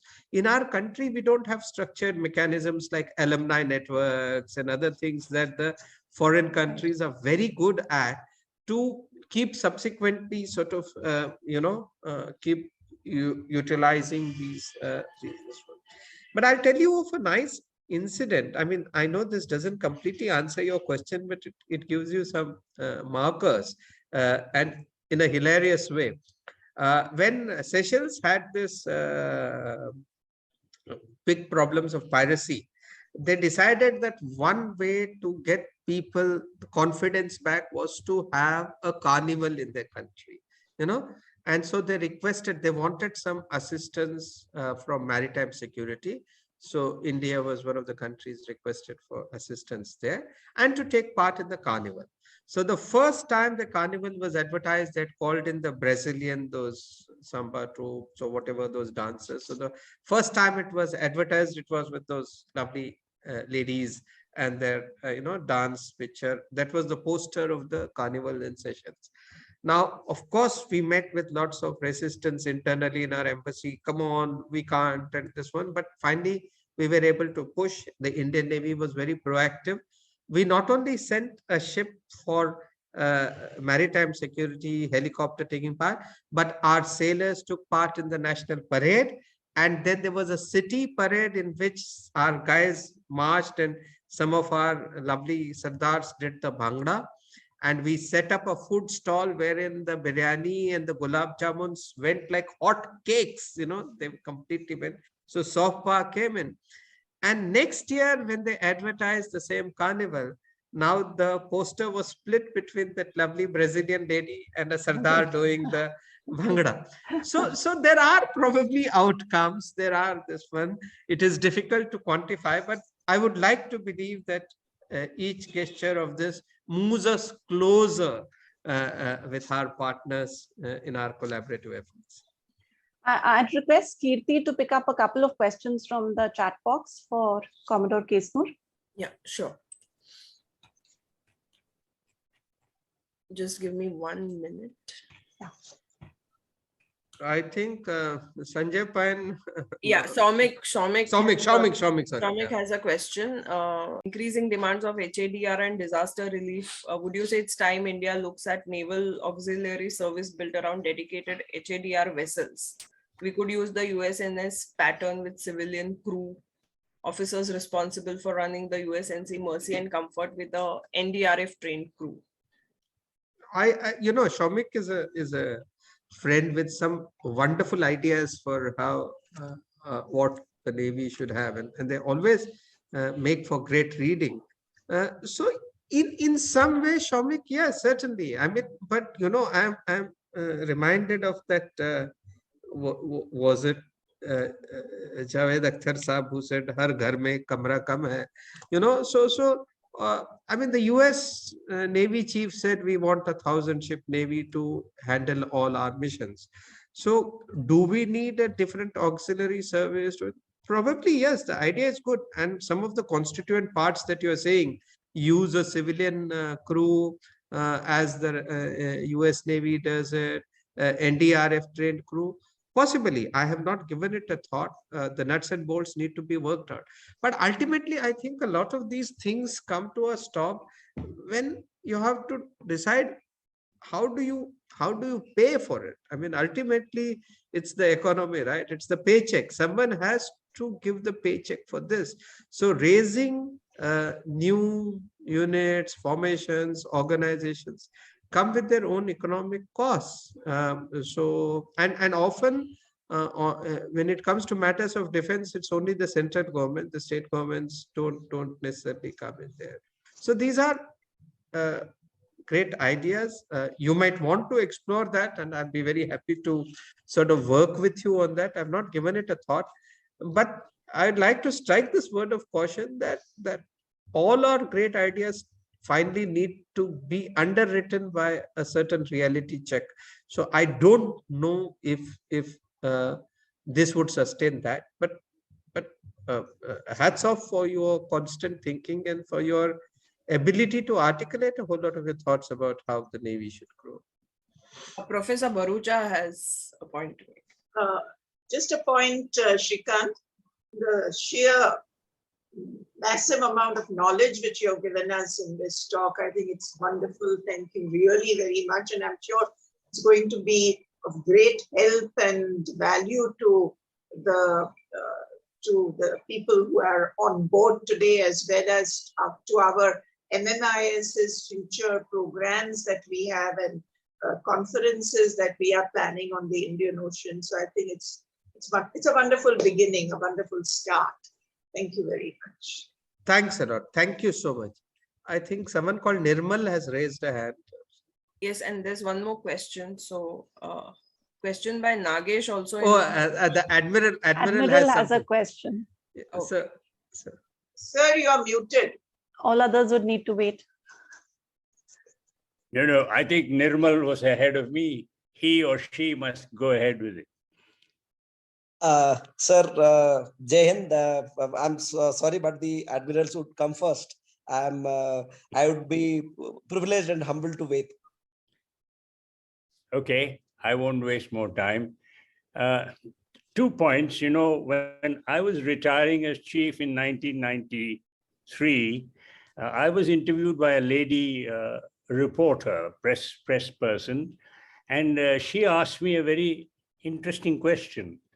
Sir, do you think that there would be a lady officer as an admiral sitting here? So I said, why not? And my personal belief is they're going a little too slow.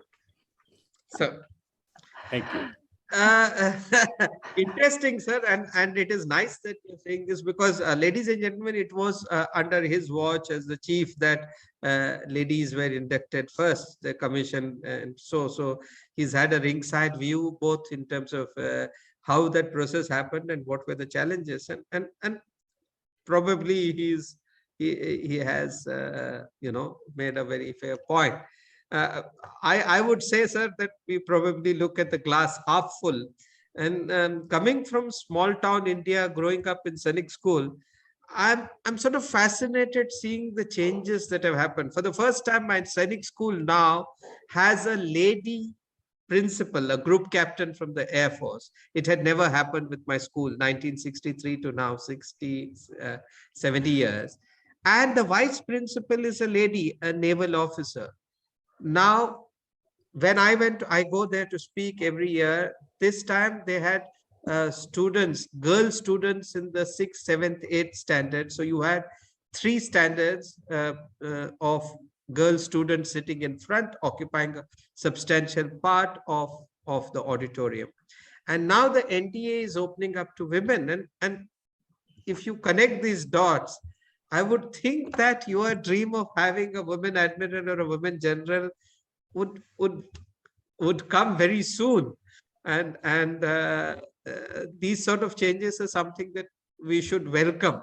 Perhaps we may not be happy with the pace, but I'm seeing lots of remarkable movement at the grassroots. Sorry, no doubt you would have also observed recently, captain of the largest aircraft carrier of the United States Navy in the Pacific is now commanded by a lady, a captain of the US Navy. Yes. And she has written a beautiful article about her whole life and how from where she has come to where she is today. I think that just shows that even a Navy like the US Navy is still learning. And we are only little chaps, falling around, going back, maybe. But I think considering that we've been doing much more with much less throughout our lives. Yes. I think we'll have to carry on with that for some time to come.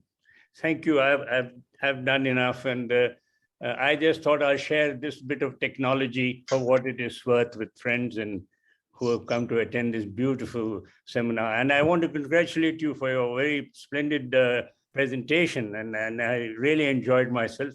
There is no end to learning. You can do it till I am almost 90 now, and I will be in a few months' time. I'll be entering my 90th year.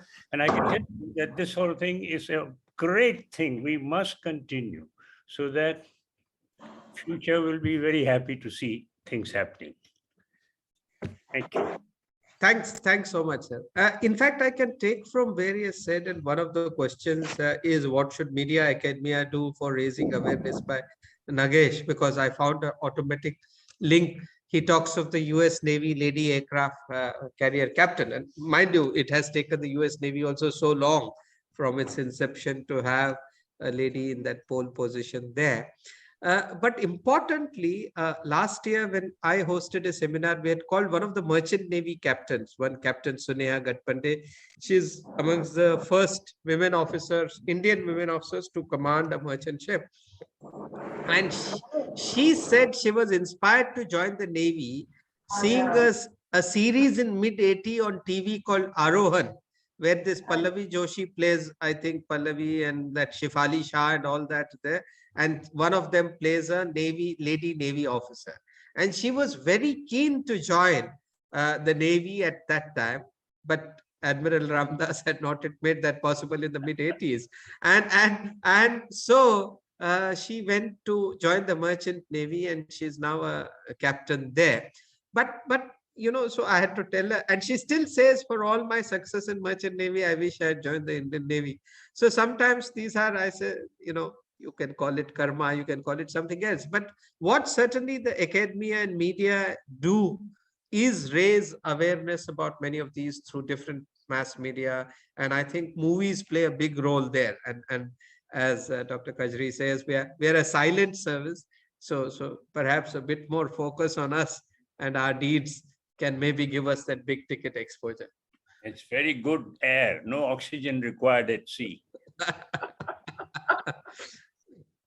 We'll have Nirmal ask his question now. He's waited patiently. Once again, my sincere thanks to Commodore Srikant. It has been a wonderful evening actually to be able to listen to you and to be part of a group where the legendary leader and soldier, the Admiral himself is present. First of all, an excellent lecture. In fact, we could come to know a lot of things about the Navy and the naval diplomacy that is going on around. Being a student of Dr. Kajari Kamal of the course that I attended recently, I've got a very specific question to the Commodore to ask too. We get to read, get to see a lot of things about the infrastructure, the hardware difficulties in the Navy, with specific reference to the lone aircraft carrier that we have in a region which is volatile. You are aware what I am referring to. These soft power Navy being a tool of the diplomacy is okay, fine, understood. But don't you think that it is high time that we actually add a little bit of more teeth to the Navy in terms of adding better infrastructure, in terms of adding aircraft carrier, if in case we want to become a quote unquote blue water Navy, and then justify what Kajari Kamal ma'am taught us during our course, the Raj Mandala theory of Kautilya. Yeah, thank you. Thank you. I got it. I mean, I would welcome the thought of Indian Navy having better infrastructure and more ships. Who would not?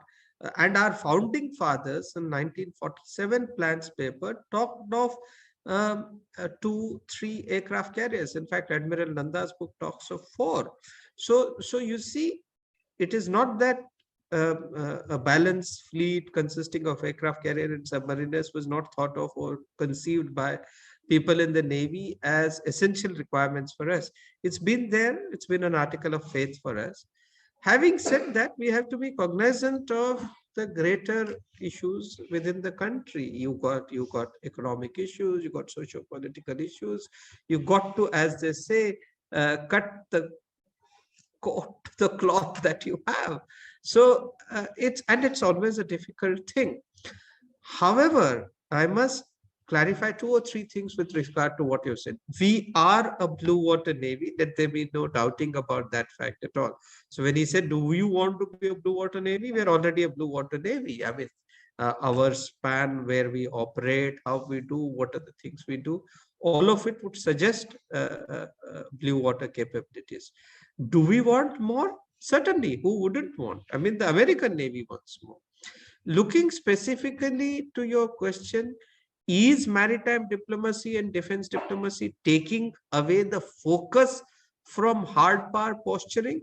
I don't think so. I think both Dr. Kajari and I made this point that diplomacy goes hand in hand with a certain posture, with a certain posture for strategic deterrence, with a certain posture for showcasing your abilities.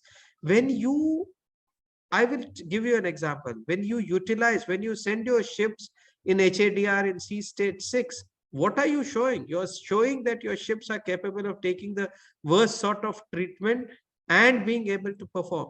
When your pilot flies in zero visibility in marginal weather conditions and rescues people from seas, what are you showing? You're showing top-class training. So this pilot who can fly a helicopter like that is entirely capable of flying anti-submarine missions to detect submarines. People in the know, no. So when you use and showcase and do things like what you did in Opera, what you did in Tsunami, you're showcasing your capabilities for benign purposes. But the same thing can be used very well tomorrow in different circumstances.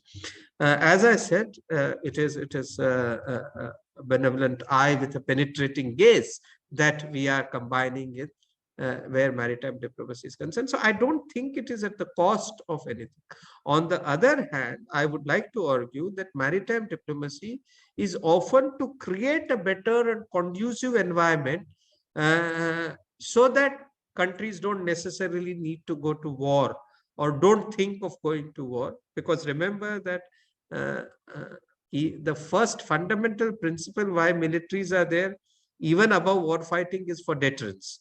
So if I'm able to deter a potential antagonist through showcasing my abilities, then I've achieved my aim. And if maritime diplomacy helps in that, or helps me get some friends, or helps reduce the hostility in a potential enemy, then it's worth it. So, but I think I must compliment you for being able to think through this question and give it several layers that you have done. And obviously, you've been a good student of our chair.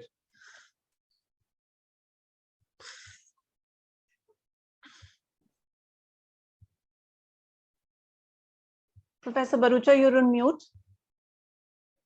Sorry, I think we are running out of time, and I can see that even the Commodore has got some issues there, somebody wanting whatever. And I think we at the university also need to, we're running out of our Zoom time. So Kirti will perform the pleasant, very, very pleasant duty of offering the vote of thanks. But personally, a very, very big thank you to the Commodore, to Kajari, and to everyone who has been in the audience today. Kirti will do the rest. Yeah, thank you so much, and hi to Sridhar. Hi. Whatever you were saying is above my academic pay grade. So I had to shut up. That's the reason. Hi, it is always a pleasure to listen to you. Kirti.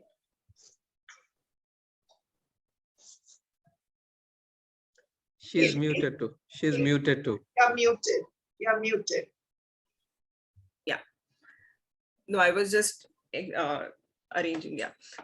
So thank you, Commodore Kesnur, for such a good talk. Thank you. It's always a pleasure to listen to you.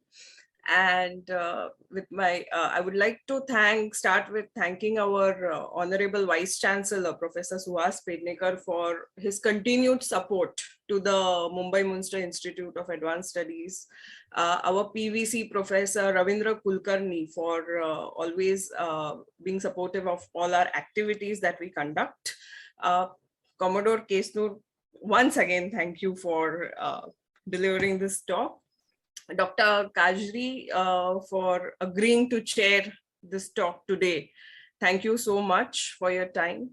Our UCC, our computer center, for setting up the Zoom link and giving us all the technical support, especially Mr. Prasad, who has been the point of contact for us.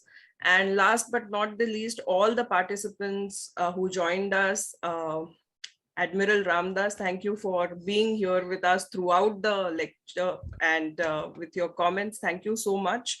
And all the senior members of the audience, thank you everyone for giving us the time today. And Mrs. Ramdas. And Mrs. Ramdas too. I'm sorry, I missed her out. Thank you. Thanks once again. It's been a pleasure being here. Big honor. Thanks, Professor Bharucha. Thanks, Dr. Kajri, and thanks, Admiral, and thanks to the audience.